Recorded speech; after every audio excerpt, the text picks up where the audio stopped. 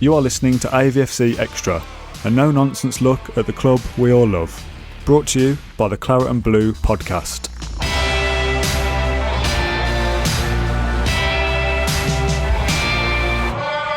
Hello and welcome to a new episode of AVFC Extra. I'm James Rushton, and it has been a while, but we're back with a special episode. Of course, we're here to speak about none other than Emiliano Buendia. It's a long-awaited Villa signing, kind of pre-announced last week, officially announced yesterday. It's been away with Argentina. It's been a whole thing, but now I'm here with David Hughes to go through the signing of Buendia and what it means for Villa looking forward. Can they step into the elite with this player? Fingers crossed. Enjoy the conversation. David, good to have you back on. How you doing? Yeah, very well, thanks. I'm looking forward to talking about Villa because it's been a little while, hasn't it? And I've enjoyed it in the past. So yeah, thank you for inviting me back on. No, anytime. I think it's always a pleasure. And the comments seem to certainly love yourself and Josh, who comes on occasionally. So all good. But first things first, mate. I did want to have a brief mention of Ross Barkley before we get into the main event, because look, I don't think he landed as quite as well as we thought he would. He did all right in bits, spells, drabs, but I think we expected more, mate. Yeah, initially, that first few weeks, basically everything pre the injury, I thought he looked really good, exactly as we predicted. Just what Villa really needed. We talked about alleviating some of that creative pressure on Grealish, and I thought he was doing that. Certainly the underlying numbers showed that he was. And it looked like it was going to be a good campaign, but I actually wrote a piece on him going into the final few weeks of the season, more from an Everton perspective, just because there's still interest there to see how his career's progressed, and especially this year with him going to Villa, similar sized club, a decent squad around him. Would this kind of be that building block, I guess? And you have to say it just didn't play out like that. I don't know if there's stuff maybe going on outside of football, which means he's not giving it all his determination, kind of fulfilling the potential he clearly has. But yeah, it was disappointing to see, to be honest, because as I said, I thought he started really well, and I thought it was a deal on paper that looked to be a very good one. And like yourself, James, I expected a little bit more. Ironically, then, I think the main event here, the reason we're speaking today, could be technically a replacement for Ross Barkley. Certainly someone who can perform on the right wing for Villa, but someone who can have an impact centrally. It's, of course, Emi Buendia, Villa's new record signing. I spoke to you, mate, I think last Saturday when there was a rumbling of it, and then it was like pre-confirmed, only being confirmed yesterday. And I said, I'm shaking. This guy's brilliant, mate. So initial thoughts, I'm on cloud nine. A great piece of business. A lot of clubs have been linked, not even just in the last couple of months, you'd say for the best part of maybe 12, 18 months, because he was, and I'm sure we'll come on to it shortly, he was doing it in the Premier League for what was a side who really struggled when they were here, Norwich. He was still producing to the level. So there was interest, and it looked as if maybe 12 months ago he would have stayed in the Premier League with a better side. It didn't play out like that. He's obviously gone down to the Championship, carried on producing at a really high level, attracted interest. Arsenal seemed like a club who were heavily linked, maybe even favourites at one point, but Villa have come in and they've landed him. And yeah, okay, we talk about the transfer fee, record signing for the club, but it certainly has the potential to be a really, really good move. And hats off to Villa. I really like this sign. I think he's exactly what the squad needs. I'm going to have a little bit of a ramble here before I get into this one. It's only a little brief question, but 35 million initially, thereabouts. Seems like a lot of money, but I think Villa spent that amount or more on Jonathan Kodjia, Ross McCormack and Scott Hogan altogether to fill the one position. So for me, it seems like incredible value. Is he worth every penny to Villa, David? In my opinion, yeah, because you just listed 3 players there that combined, won't really bring the influence or output onto the team that I think Buendia has the potential to do. If you go back to that campaign with Norwich in the Premier League, he was right up there in terms of shot creating actions. You had Grealish, who was producing more than 5 shot creating actions per 90. De Bruyne was up there. But beyond that, there wasn't many. That output was certainly more than, say, Bruno Fernandes, James Maddison. These players that you really see as these creative forces, and he was producing a little bit more than that. So if you think of what he can actually bring to this Aston Villa side next season and beyond, given his age, just 24, then it could be a really good investment. And you could either have him for a few years, or you could be having for only a couple, but you sell him for a really big profit, because the chances are you're going to double your money if he goes on to be the player that we're all expecting him to be with another couple of years in the Premier League. So I think it was a wise investment, I'll be honest. We've all seen the compilations and the highlight reels. I think a few Villa fans have mentioned his little link up with Pukki, the little flick on, and you think, oh, he's not going to bother now. He's done the business. He gets on the end of it for a goal. It's Pukki doing the hard work with the assist. What type of player is he, though? I think there's a lot of kind of split opinion on what he actually does. So, David, who is Buendia as a player? Yeah, well, he's touched on some of it there, but obviously on paper, he's a right-sided attacker.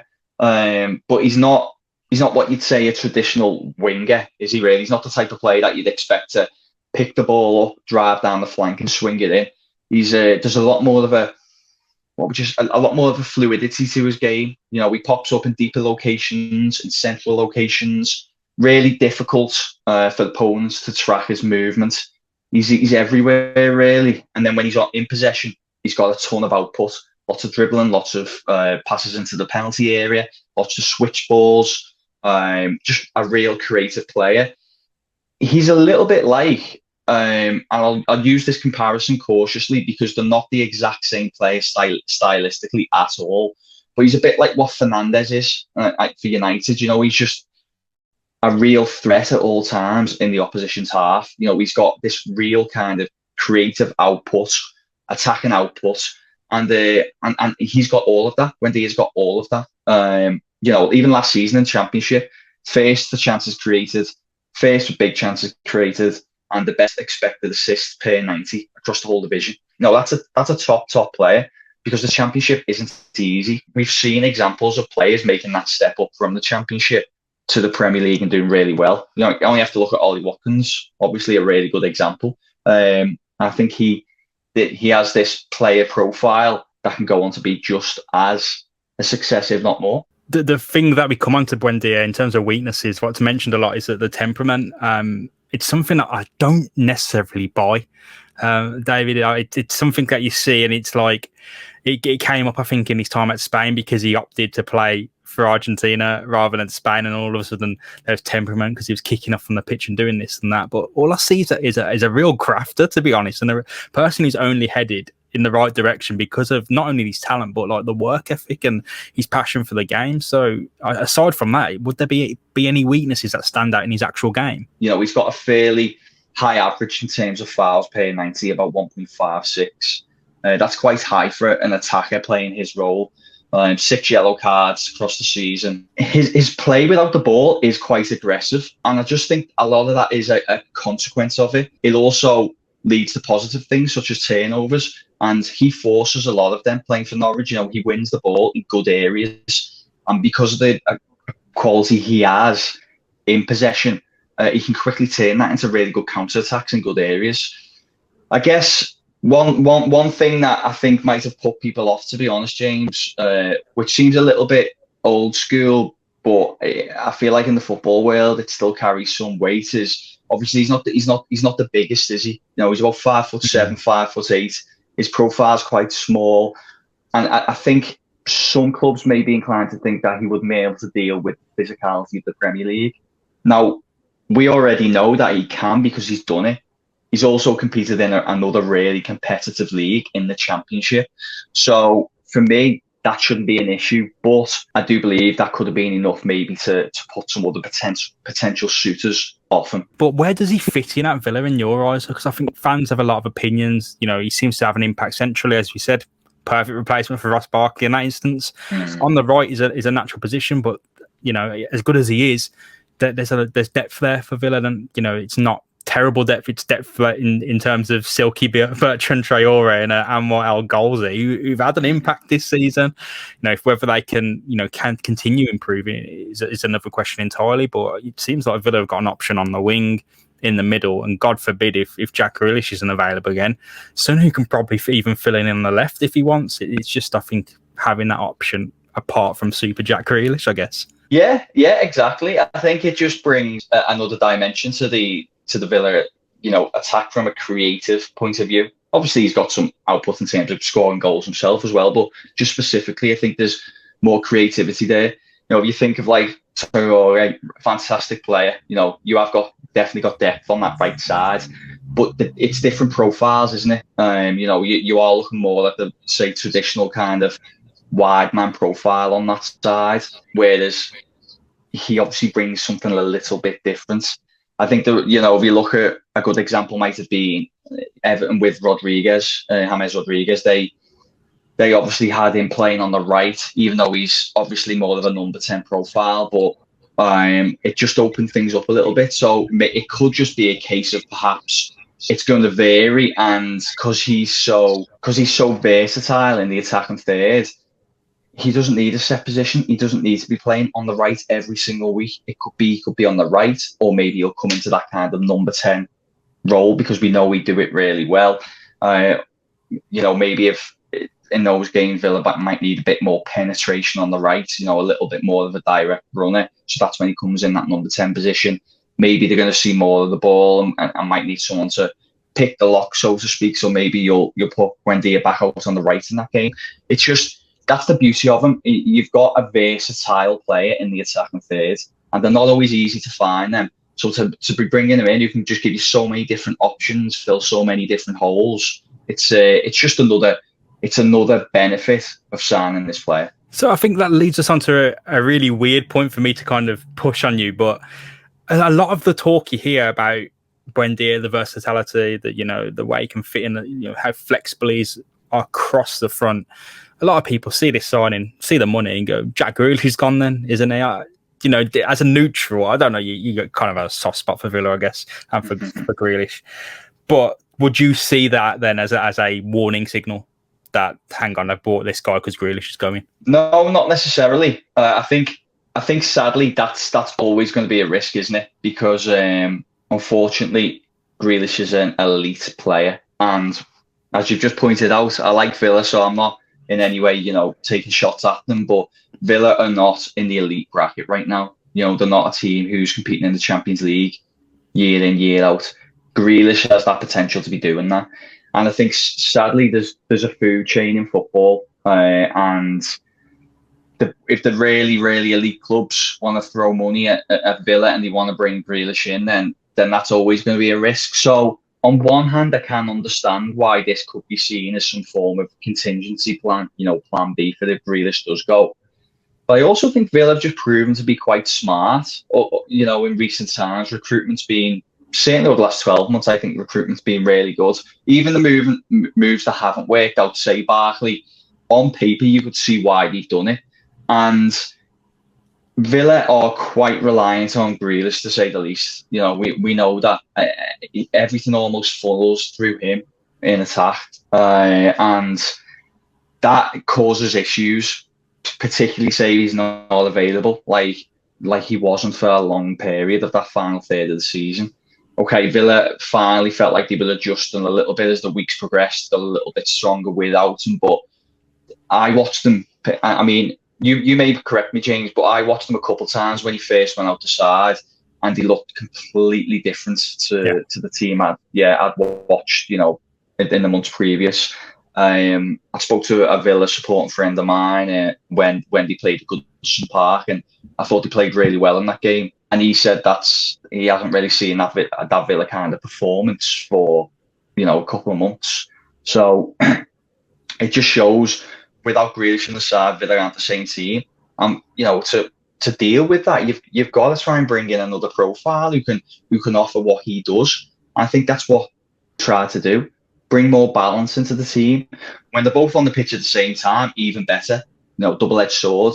But they're just alleviating some of that pressure on Grealish. And as I said, I think they're building for him to also be in the side as opposed to a replacement. Future's certainly bright with both of them, but the man Buendia we're speaking about, he excelled in the Championship last season. full credit to Norwich. Absolutely no disrespect. Yourself as Everton, myself as Villa. Don't want to be like bouncing down on them. But I can't believe he was still there, mate, after the Premier League season. Does it again in the Championship. Seems to be improving all the time, doesn't it? Yeah, I think that was huge, to be honest. Now, obviously, we know that we did names of the player he was, Getafe. We did, he was a good player, obviously done really well. With that move not coming to fruition, it was almost a big season back in the Championship. It was a kind of, is he as good as he looks? Can he prove that he's doing it now year in, year out, as opposed to maybe one or two good seasons? And obviously goes back into the Championship. Probably a little bit disappointed himself that he didn't get a move, and goes to just be a top player again. The beauty from a Villa point of view, James, is he's just 24. He's got a lot of senior minutes under his belt now, and he's not even in his prime years yet. So it's just really exciting. Thinking about what can come next from this player who, as I said, he's played in England now for 2 or 3 years, and he's performed really well when doing so. Okay. We know some of that was in the second tier, but the Championship, as you'll know, actually being Villa fans and watching Villa in that league, it's a tough division. It's no walk in the park. So for him to compete as well as he did, it's just a testament to him. The last campaign to the mainstream stands out. That Championship campaign, I think most football fans will be aware of the danger that Buendia posed in the Championship. But I think the one that goes under the radar is probably the better one in the Premier League, the one before when Villa are in danger of going down themselves. So that's 1920. In that Norwich team that kind of just sailed, they were far gone. They settled for it. They were acknowledged the relegation situation probably in like January odd. Villa hammered them once in the season, beat them again at a critical point as well in December. So, Norwich were gone, but there's this one player standing out in every key statistic for an attacking player. I think he was in the top 10. Yeah, he was in the top 10 for progressive passes, expected assists, key passes, shot creating actions, players dribble past and through balls. And this is the guy who, no offence to Norwich, was mucking about one of the worst teams in the league. And he was giving Jack Grealish a run for his money. I expect in a few of them categories, mate, he surpassed probably Grealish in a few of them. I think there's a thing going around that in the December. So when Norwich were kind of getting ready to, see in 2020 as the relegation year, I think he outdone Andrea Pirlo as the player with the most kind of chances created or something like that in a single month. It's just, it's mental. So he's clearly proven he can do it at the top tier. Yeah, exactly. And you touched on it earlier, and you were absolutely spot on. This is why it was so puzzling that he never got really a move at the end of the season. Certainly in the kind of quote unquote analytical community, he was the kind of buzz player. He was the player everybody was waiting to see where he ended up. It went on for months in the summer. Where's he going to go? Who's moving for him? Surely he's not going to stay at Norwich. No way he's going to stay at Norwich. Hold on a minute, he stayed at Norwich. And then it's kind of, as a result, we've had this prolonged repeat of where's he going to end up, where's he going to end up. He's still doing really well. And then, obviously he ends up going to Villa, which is just fantastic news for Villa. But yeah, it was really puzzling because he proved himself, as you said, at Premier League level, which is tough. But then to do it at the worst side in the division in that campaign, a side who, I can't remember the underlying numbers specifically from an attacking point of view, but I think they really struggled off the top of my head. Goals were in short supply. And, he was the only one really who was providing the big attacking kind of input. So it's perplexing. I think there's still the stigma about buying players from relegated sides. You'll still hear it, maybe more down the pubs than say conversations we're having or conversations people who are listening now might have. But you'll still hear well, if you're so good, why did you get relegated? Which is ridiculous because there's so many success stories from buying really good players from relegated sides. And maybe that's what put people off making a move for him last summer. But he more than proved himself. I'm going to put you on the spot again. You've been on the spot the whole podcast, to be fair, mate.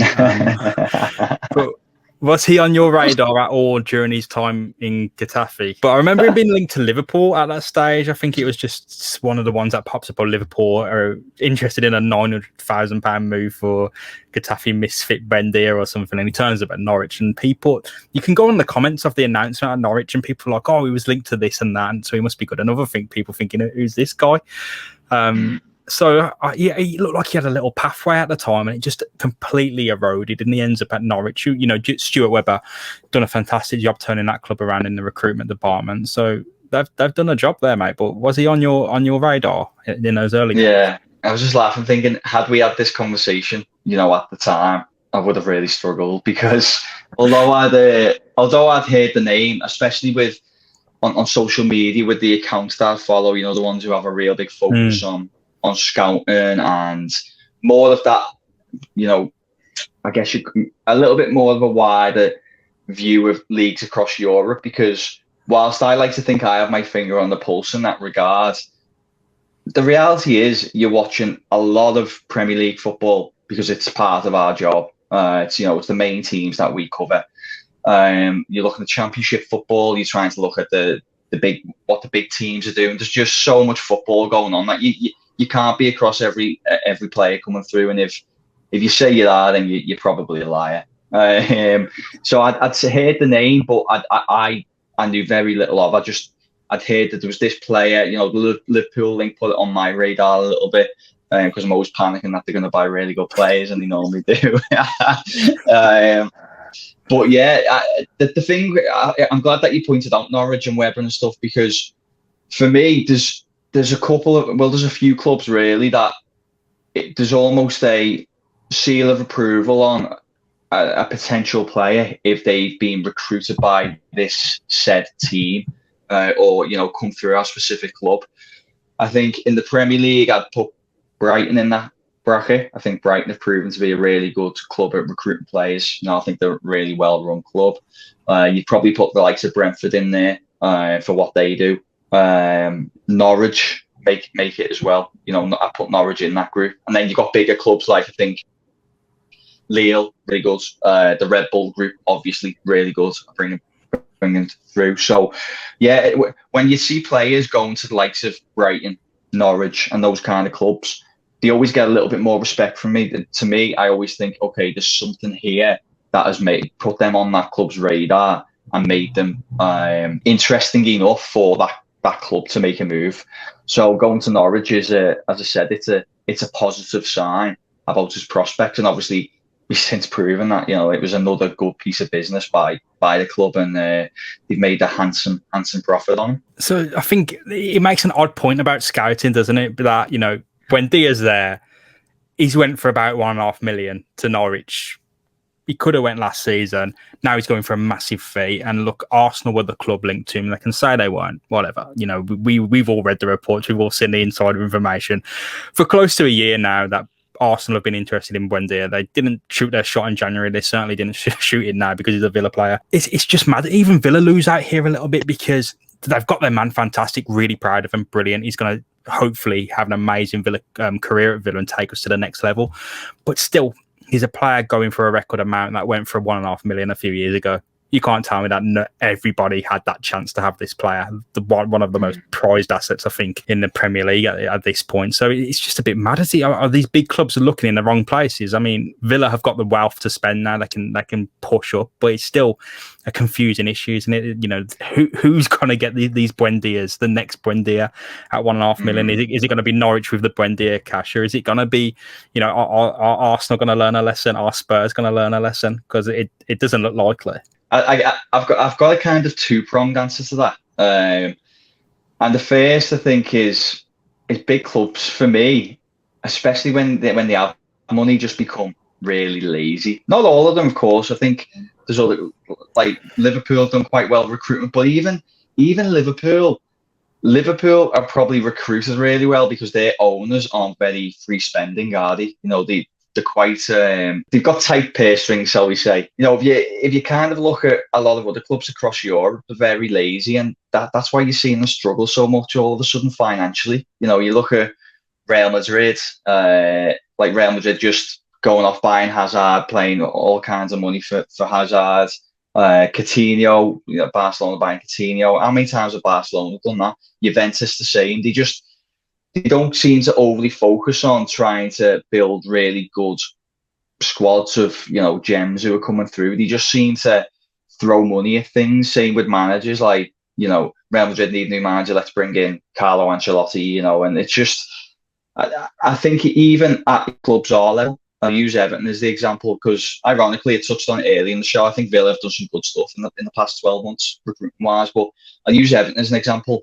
Everton were really good, kind of mid-noughties, even the early part of the last decade, in terms of buying players with very little money and building a really good squad. The Moshiri, their current major shareholder, comes in around 2015, a ton of cash, and suddenly you think, here we go, this is the club about to close the gap on the Champions League and probably start competing in it year in, year out. That summer, or was it 2017, sorry, he increases the stake. In that summer, Everton go and spend 140 million in the summer. But they buy players who, are okay on paper, good players on paper, but certainly nothing unheralded, nothing that you go, okay, who's this? Is this the next Buendia, for example, if he was relevant at the time? No, you're paying like 30 million for Pickford, who just spent a year in the Premier League with Sunderland. Rooney, you're bringing in Rooney, who I don't know if they paid the transfer fee, but you're paying a lot of wages for that player. Michael Keane, a player who had a bit of, a little bit about him because he'd been at Burnley, brought in a little bit of attention. Davy Klaassen, just had a really good run with Ajax in the Europa League, so he was the captain. Everyone knew that. It was just Gylfi Sigurdsson, another player. Decent attacking midfielder for Swansea. Let's pay 4 to 5 million for him. Never worth it. Just laziness, and I think that's part of the problem, James. That rather than trying to keep building those, closing the small margins, having small margins in place to close that gap and using the money to enhance it, the money just becomes the answer, and it's a big issue. And the second part is, I guess, ultimately, I think some clubs are cautious about being the side that they develop and rear a player who isn't quite there, who's still a little bit raw, because you have to be competitive week in, week out, and you can't really afford to let someone play 6 or 7 games and not really play that well because they're still learning. So I think a lot of them prefer to have the polished diamonds. They'd rather have Buendia now after 2 years of being fantastic than Buendia 2 years ago who hadn't yet proved himself in England. Makes a lot of sense, I think, but the door is then open for like your Villa, especially, to another extent Everton, to a much lesser extent your Newcastle. These clubs that can garner the backing, they do have the might to get back up there. To put like clubs like Arsenal on notice, I think the thing that stands out about the Buendia thing is, for close to a year, he's literally been in the palm of Arsenal's hand just to go, we'll have him. And they haven't. And Villa have just walked in, offered less cash to the player himself, made, Johan Lange pitched the project to him, told him where he's going to fit. They've took kind of that Brentford element, that just the effort, the work made in not just recruiting the player, but convincing them.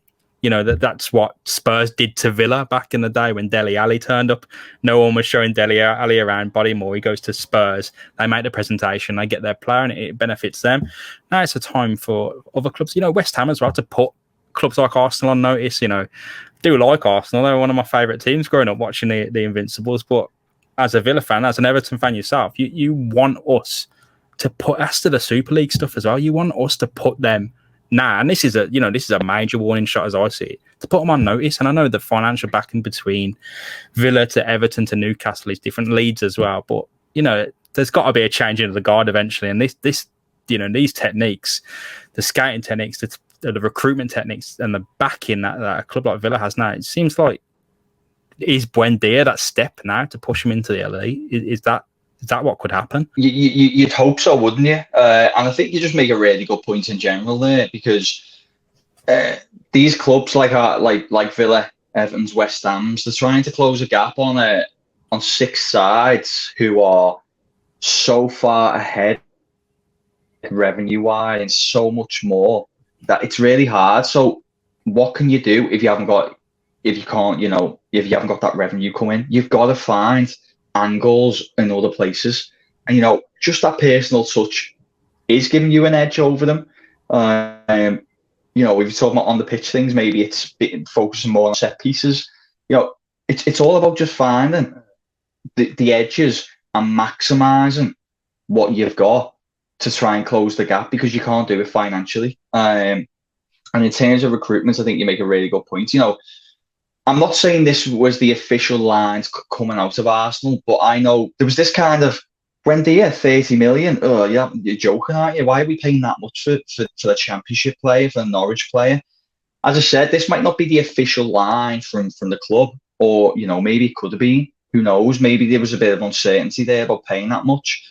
Whereas, if that's getting fed back to the player and he's thinking, I might be facing a bit of an uphill task at Arsenal if I go there, or to Aston Villa, who were making me feel really wanted.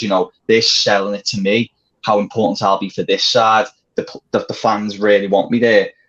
Which are you going to go for? Obviously, you're going to go for Villa. And he's clearly had that decision, and he chose Villa, hasn't he? So I think you're spot on. The players seem to be getting there at the Villa. We'll see what the window brings.